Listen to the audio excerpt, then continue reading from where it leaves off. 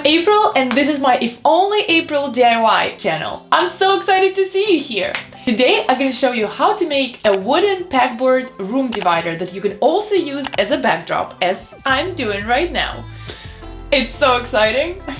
It's so much fun to make videos for YouTube and I really enjoy doing that, but as you know, I have kids. So when I need to record an intro and have some nice clean background, it becomes quite challenging because with kids the concept of clean house takes completely different meaning. So that's why I came up with this idea of this DIY wooden pegboard room divider that I'm using as a backdrop. You see, I'm killing a few birds with the same stone here because this structure on the back can be also a room divider, or it could be a backdrop for your Zoom meetings because, as we know, this year a lot of people work from home. This pegboard backdrop also could be used on the wedding as a backdrop because imagine how gorgeous it looks, and I saw so many Pinterest images with all these beautiful arches that you can customize to your wedding colors. And yes, probably minus the pegboards because pegboards here more from functionality because I'm adding shelves to display some nice things for it to be as functional as possible.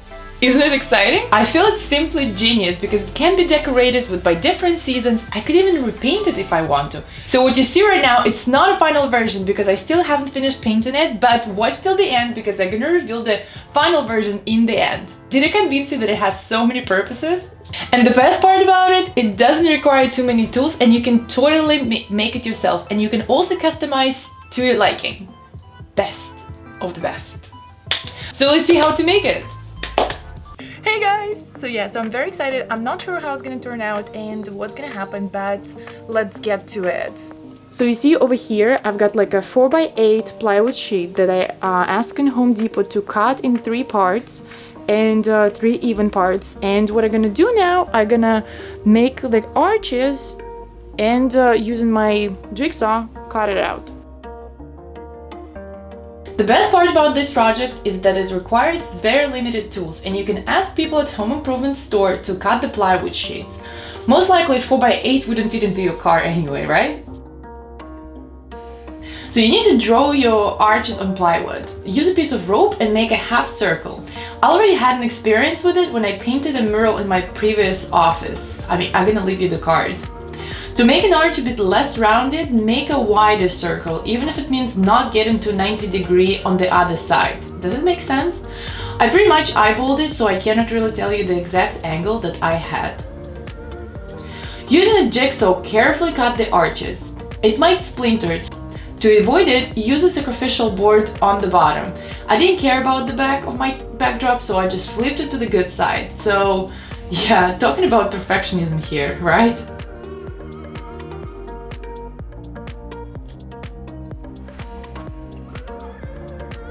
So it was a complete failure because when you put them together, they kind of look too narrow, and I don't think that behind me they're gonna look nice. So I'm gonna go ahead and buy another plywood sheet, and then I'm gonna cut it in half instead of 3 parts, and put those 2 big arches in the middle and the smaller ones on the sides. Something like that. It's so customizable, you should see what would look good in your space. Determine the height of your panels. Mine are 6 feet tall and I didn't feel the need to make it taller because I'm gonna use it as a backdrop, and also I didn't want to get into trouble of fitting it through the door. If you want to see the exact cuts of this plywood sheet and to make your life easier at the home improvement store so you know exactly what to ask them to cut, you can go to my blog and I have it available for download there. When arches are ready, lay them next to each other to get the overall feel and then decide where you want the holes to go. So how to make pegboard holes the easy way. If you have a regular pegboard, it will make your life so much easier. You wouldn't have to measure every side to get to the perfect positioning of the holes. Just simply put a pegboard on top of the arch and trace where you want the holes to be. I'm sure there's other ways to do it, but this worked for me, so that's what I did. I skipped 3 holes both horizontally and vertically for my spacing. You also need to account that pegboard holes are smaller in diameter than your dowels. Originally I planned to make it with all the holes, but when I started drilling holes I realized I don't like the look very much, so I left 4 rows in the bottom and decided to skip some rows and continue to the top. I also decided to leave the middle ones blank for now, and I felt that if I want to add some holes later, I can always go back to it. Well, full disclaimer, I didn't go back to it. I think I have enough holes as it is. Go ahead and draw the placement of holes on your arches. When you're done, take something sharp and poke a center so when you start drilling, the drill bit doesn't wander off. Place the professional board underneath before you start drilling. It will save your table and prevent splintering on the other side. Try to go straight as possible under a 90-degree angle. And I use the spade bit for this because I kind of feel that it leaves the cleaner holes from my experience. The drill press would be so perfect for this job if you have one. I actually just recently got mine for Christmas and I can't wait to try it.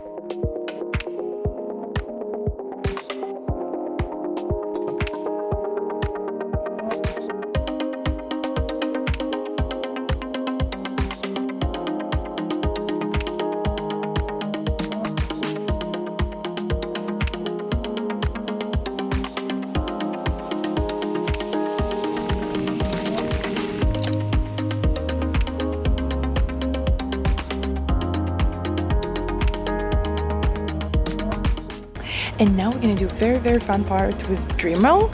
Oh my god, I always say Dremel. Anyways, Dremel, because I'm gonna go and sand all these holes inside so they're perfectly smooth.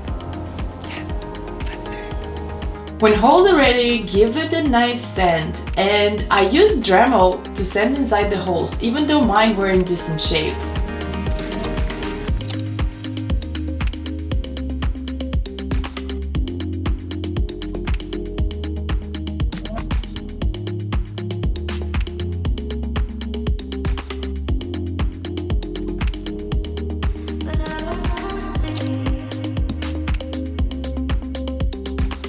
So to attach these panels, I'm going to be using a leather belt that I found in a thrift store like a long time ago, and because I just think it's going to look cute and it's going to add like some interesting detail to the design, but I'm not sure if it's going to work, so we'll take it as we go. Make sure that these two boards are flush over here. You see? I cut this leather belt to pieces and used screws to attach it to the backdrop. In the end, the backdrop was flimsy and it didn't really want to stand on its own. I mean, it looked nice, but it was not very functional. I also decided to leave middle arches not connected so they could be sliding next to each other. All that being said, if I attached all 4 panels together, I wouldn't face the problem of them being unstable with the leather belt connections. But unfortunately it didn't work, so I had to go ahead and just add a regular hinges on the back of this room divider. So, unfortunately, this little cute detail with the belt didn't really work because check this out. It's like so flimsy and it's not very stable, and I think I have to use the real hinges. Well, it is what it is, right? I'm gonna put the hinges over here, probably 3 or 2 of them. Yeah, hopefully it's gonna work and it's gonna be stable then.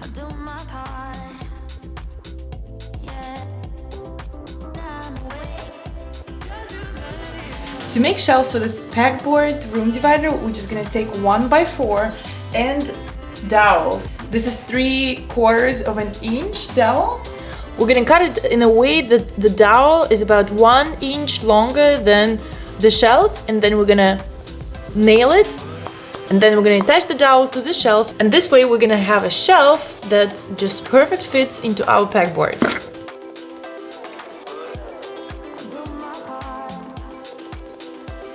And that was my favorite part, and you know what it is, to paint it. Okay, so here's the thing, I was debating a lot about if I should leave this bare or I should paint it in some awesome colors, and by a lot, I actually mean like a lot. Yeah, it took me a couple of months to actually decide, but I finally decided that I'm gonna paint it over, and you're here to see it. What do you think? Is it the right decision, or should I just leave it this way? I mean, anyways, it's already too late because I'm painting it now, right now. I chose 5 colors and it's all samples from Home Depot, from Bear, in matte finish. I started drawing the arches and I really wanted them to be exactly the same as I cut them out, but unfortunately it didn't work because, as you remember, I eyeballed it the first time and I couldn't make it exactly the same. But hey, I think it still looks good.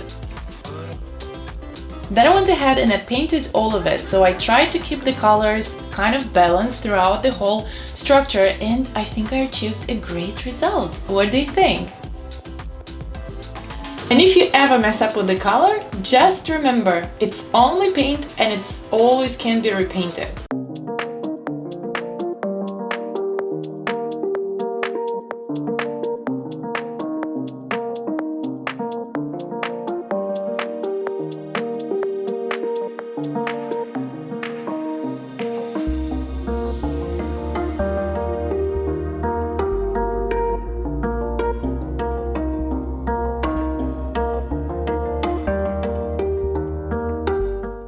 What do you think about this idea, guys? Please leave me comments below. Thank you so much for watching, and if you're new here, please subscribe to my channel and hit the notification bell button to be notified when I'm posting new videos. And also share, like, comment, please help me out because I really want this channel to grow and I want to inspire more people to do DIYs and have fun with some projects. I'll see you next week. Bye!